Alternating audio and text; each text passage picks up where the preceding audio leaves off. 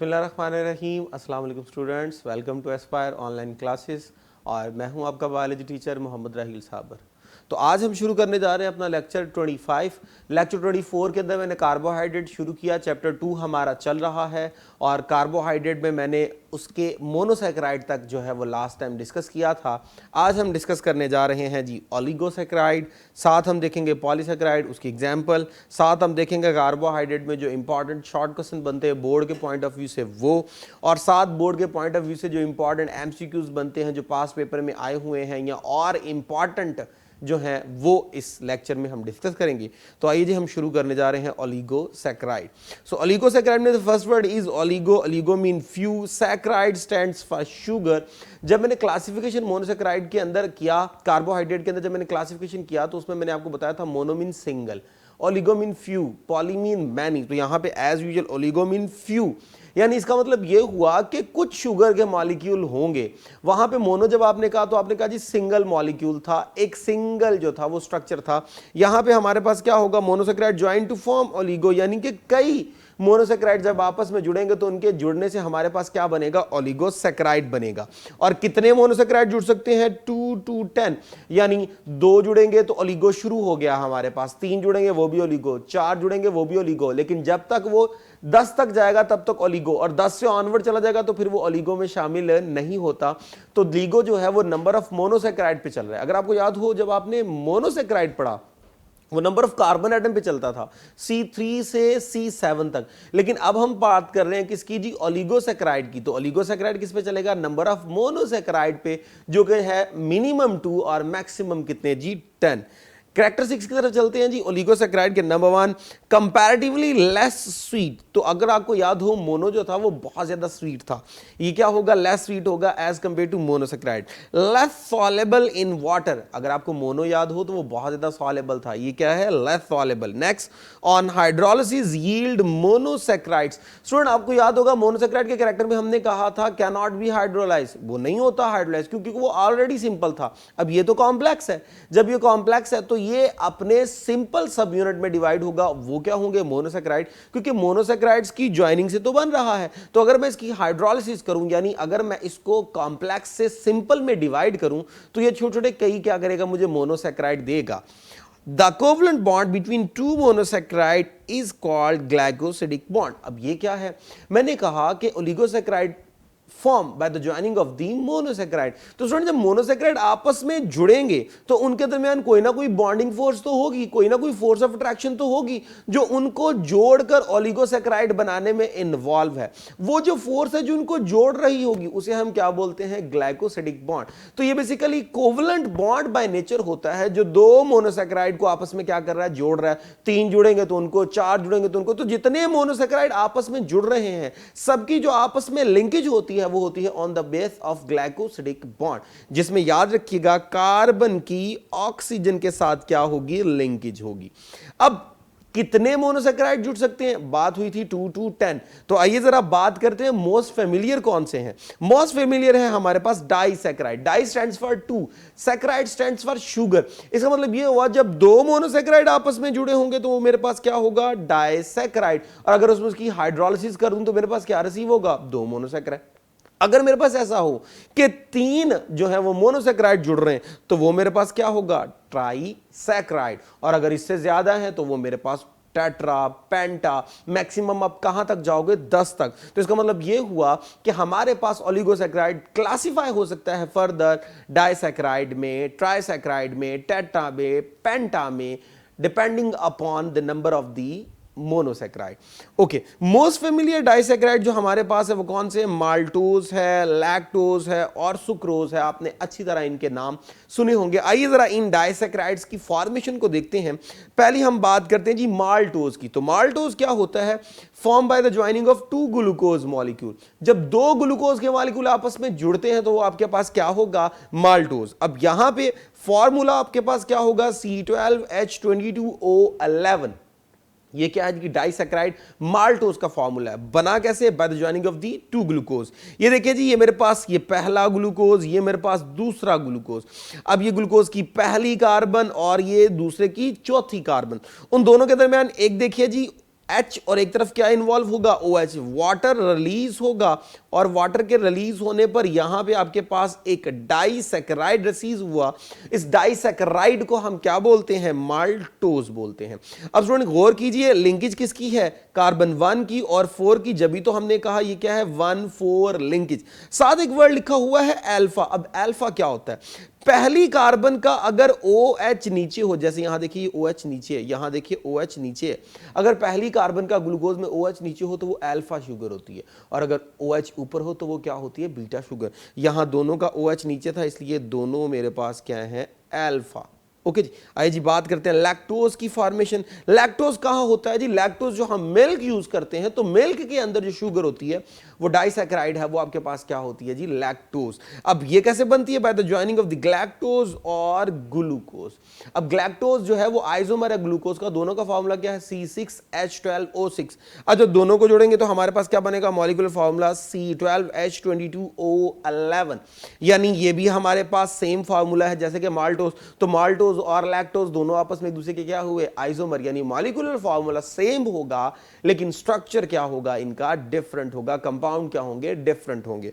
आइए जी लैक्टोज कैसे बनता है, ये नीचे देखिए जी, यहां पे रेड में बीटा लिखा हुआ है, तो मैंने अभी बताया था OH नीचे हो फर्स्ट कार्बन का तो अल्फा, OH ऊपर हो तो क्या हो गया, बीटा। तो यहां लिखा है जी OH ऊपर, तो ये आपके पास हो गई बीटा फॉर्म, और आगे वाला भी आपके पास OH ऊपर है, ये भी कौन सी हुई, बीटा फॉर्म। तो कार्बन 1 और 4 की आपस में लिंकेज होगी, ग्लाइकोसिडिक बॉन्ड बनेगा, लेकिन अब की बार जो बॉन्ड बन रहा है वो है 1,4 बीटा लिंकेज के साथ। ये भी कौन सी लिंकेज है, ग्लाइकोसिडिक लिंकेज, डाइसैकेराइड है। आइए जी, जो मोस्ट फेमिलियर डाइसैकेराइड है जो आपके सिलेबस में शामिल है उसकी फॉर्मेशन करते हैं, और वो है जी आपके पास सुक्रोज। तो सुक्रोज भी हमारे पास मोस्ट फेमिलियर क्या है जी, डाइसैकेराइड है। और कहां है जी ये, शुगर कैन में आपको इजीली वहां से आप उसे रिसीव कर सकते हैं। On hydrolysis yield glucose and fructose. अब जब आप इसकी हाइड्रोलिसिस करेंगे, यानी ये कॉम्प्लेक्स से सिंपल में जब ब्रेक होगा in the presence of the water, तो ये बना है by the joining of glucose fructose. तो हाइड्रोलिसिस में भी क्या रिसीव होगा, ग्लूकोज एंड फ्रुक्टोज। अब दोनों क्या है, रिड्यूसिंग शुगर है, जो फर्दर क्या होते हैं, रिड्यूस होते हैं, फर्दर रिएक्शन कर सकते हैं। अब दोनों इन्वॉल्व होंगे for the formation of the sucrose. आइए जी बात करते हैं कि सुक्रोज का फॉर्मूला क्या होगा, तो फॉर्मूला है C12H22O11। आइए जी बनता कैसे है, ये मेरे पास ग्लूकोज है, और अगर फॉर्मूला देखूं तो C6H12O6, और चेक कीजिए OH चूंकि नीचे है, इसका मतलब ये कौन सी होगी, अल्फा शुगर।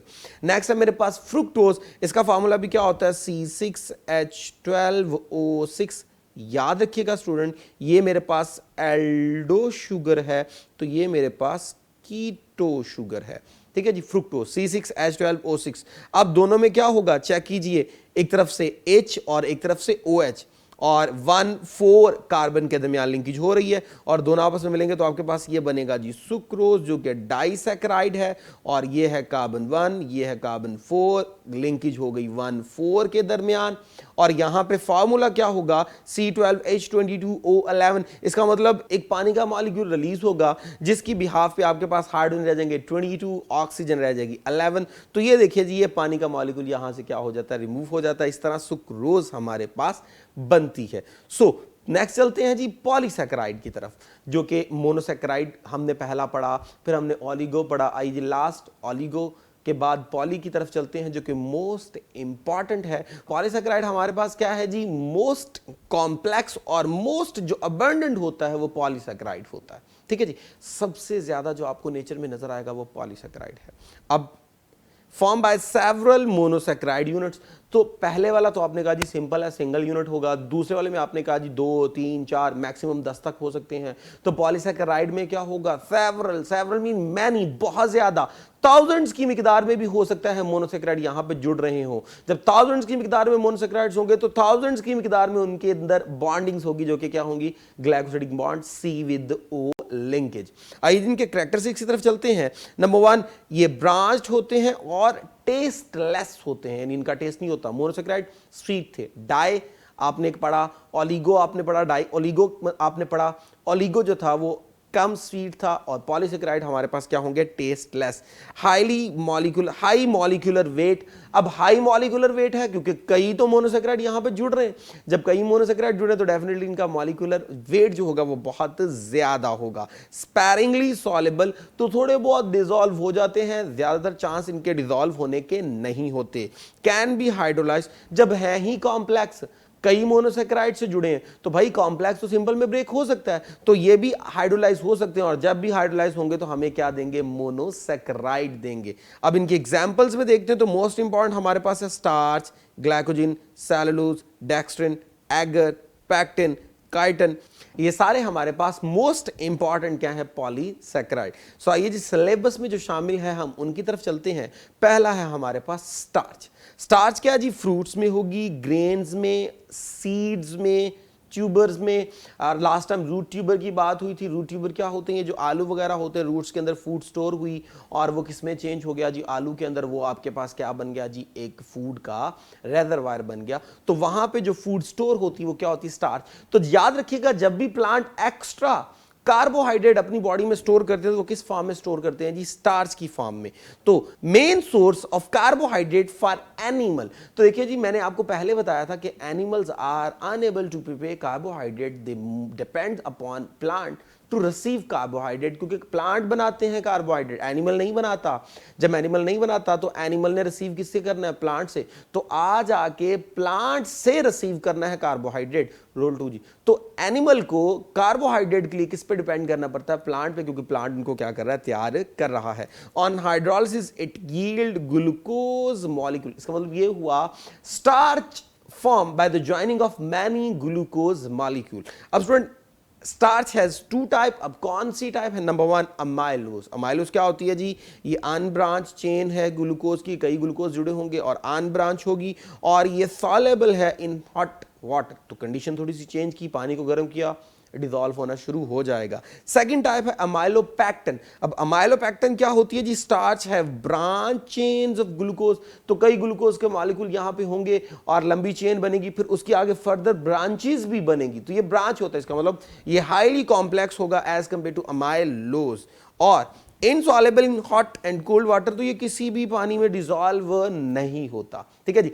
स्टूडेंट, बायोलॉजिकल जब भी आप टेस्ट करते हैं तो वहां पे जब भी स्टार्च का टेस्ट किया जाता है तो ये स्टार्च जो है वो जब भी आयोडीन के साथ मिलती है तो ये ब्लू कलर देती है। तो आपने स्टार्च टेस्ट पढ़ा होगा मैट्रिक के प्रैक्टिकल्स के अंदर, तो आपने पढ़ा था जब आप आयोडीन डालते हैं तो अगर स्टार्च है तो ब्लू हो जाएगी, अगर स्टार्च नहीं है तो ब्लू नहीं होगी, ब्राउन कलर या कोई और कलर दे देगी। तो स्टार्च जब भी आयोडीन से मिलती तो क्या देती है जी, एक ब्लू कलर देती है। तो इसका स्ट्रक्चर देखिएगा, ये जो आपके पास एक चेन नजर आ रही है अनब्रांच, ये आपके पास अमाइलोज है, 1,4 अल्फा ग्लाइकोसिडिक लिंकेज है। और यहां देखिए जी, ये आपके पास था एक चेन, यहां से निकल आई ब्रांच, ब्रांच निकली 1,6 लिंकेज के साथ। तो ये जो ब्रांच वाला होता है इसे हम क्या बोलते हैं, अमाइलोपैक्टिन। आइए जी सेकंड टाइप की तरफ चलते हैं, ग्लाइकोजन।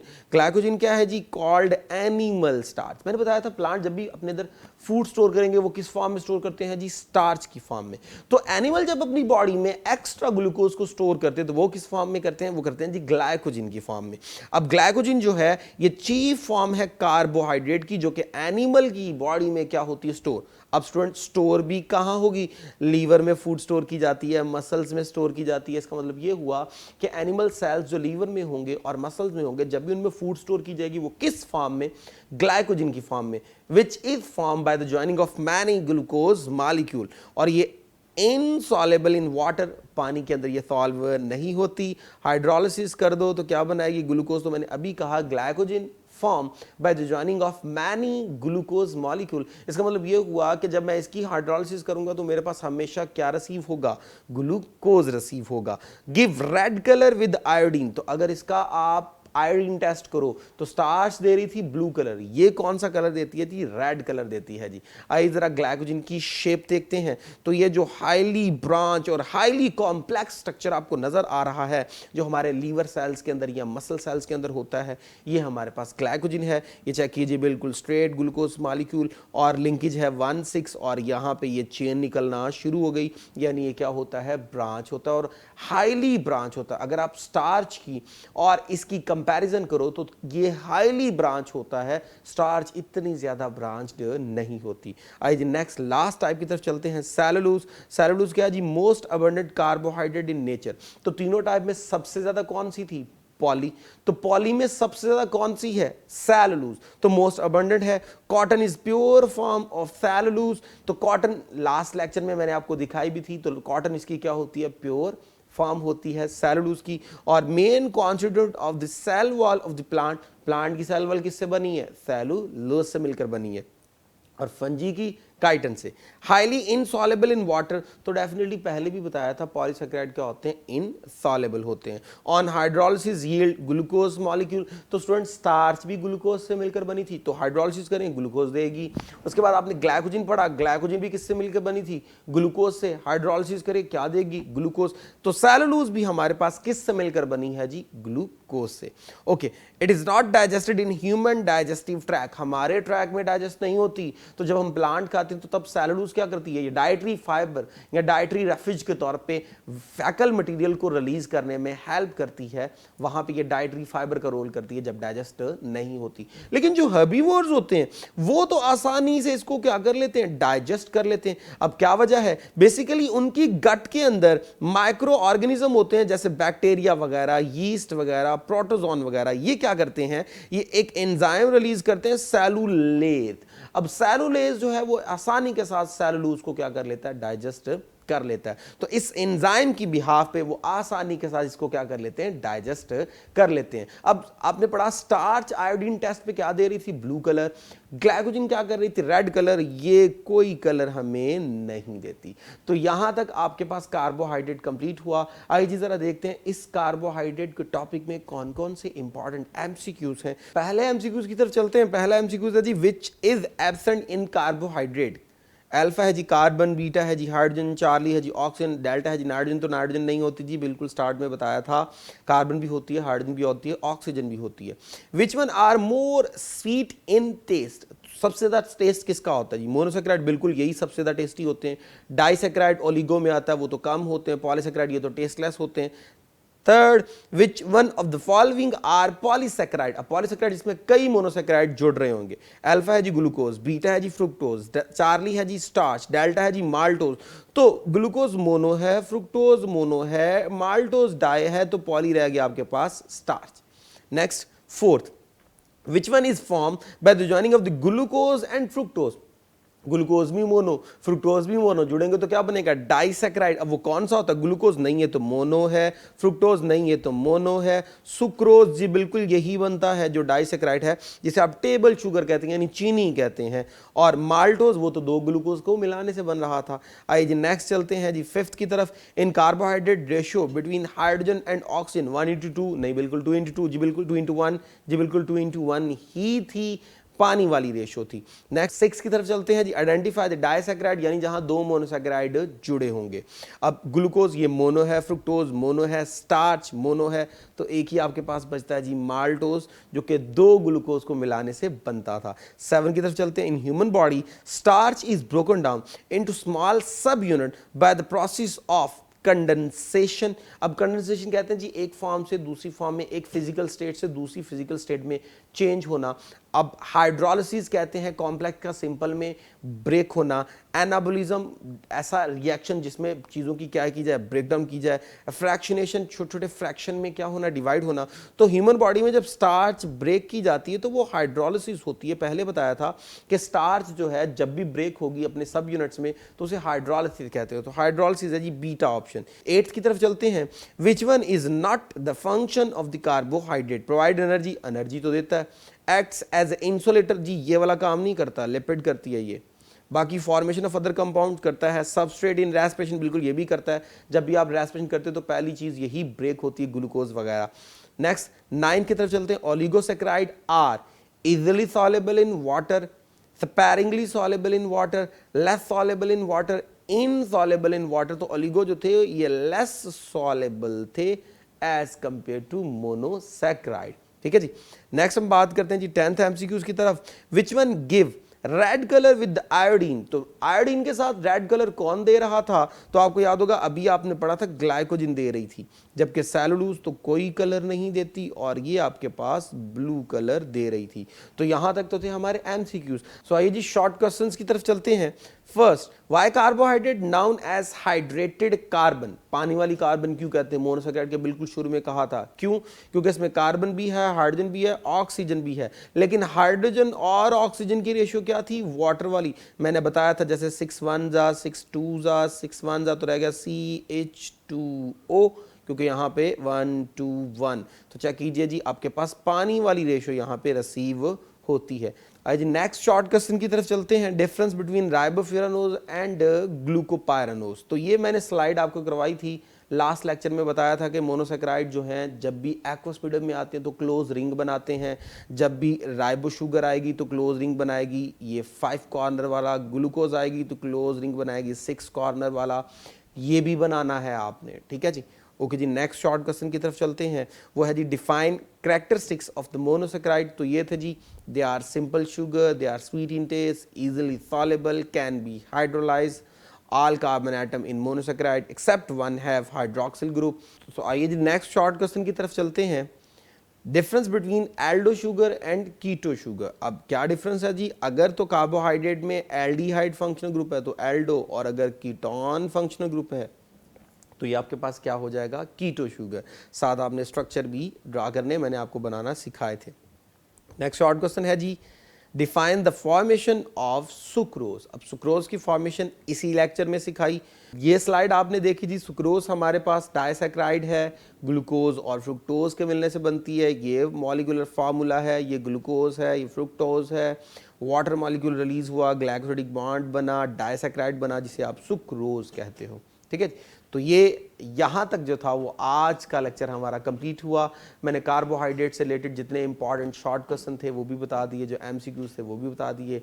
तो अब तक के लिए इतना ही, इजाज़त दीजिए। Thank you very much. अल्लाह हाफिज़।